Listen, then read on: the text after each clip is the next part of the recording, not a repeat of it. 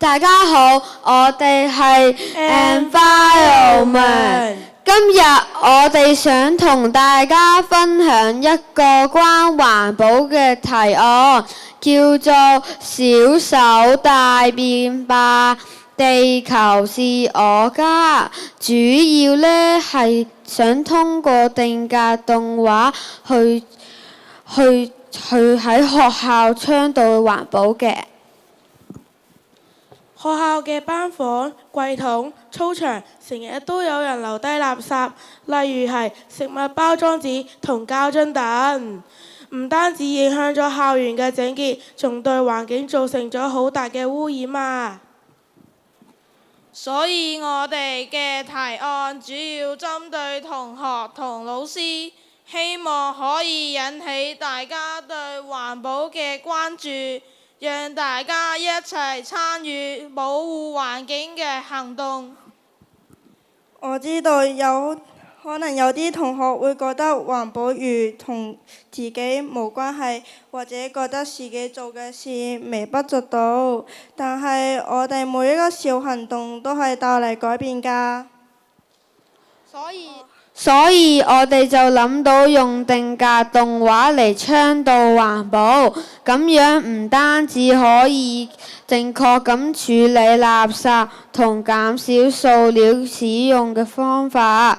唔單止可以幫大家更了解個問題，仲可以激發我哋嘅創意同團隊合作精神㗎。呢個計劃嘅特點有趣而有教育意義，我哋可以透過用簡單易明嘅方式表達環保嘅重要性，仲可以喺學校嘅集會或者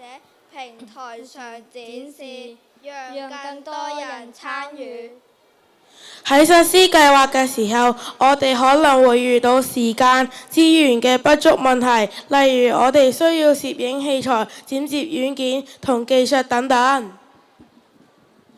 所以我哋希望得到大家嘅支持，令我哋有設備、資源同專業教師嘅指導去進行計劃。最後，我希望大家可以支持我哋嘅環保提案，讓我哋嘅校園變得更加靚、更加乾淨。多謝大家。唔該晒 Environment 嘅同學仔們，相信你哋嗰個環保方案都可以感到下面台下嘅嘉賓們嘅。唔知道台下嘅嘉賓們有冇啲乜嘢意見或者支持鼓勵想俾翻呢一組嘅同學仔呢？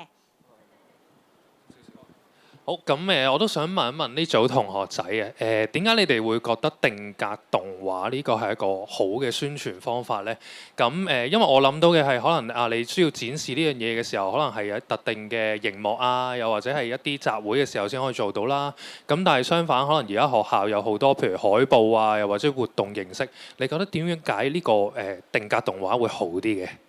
因為呢個定格動畫呢喺學校呢，就新啲咯，就冇咩人嘗試過。我覺得咁樣會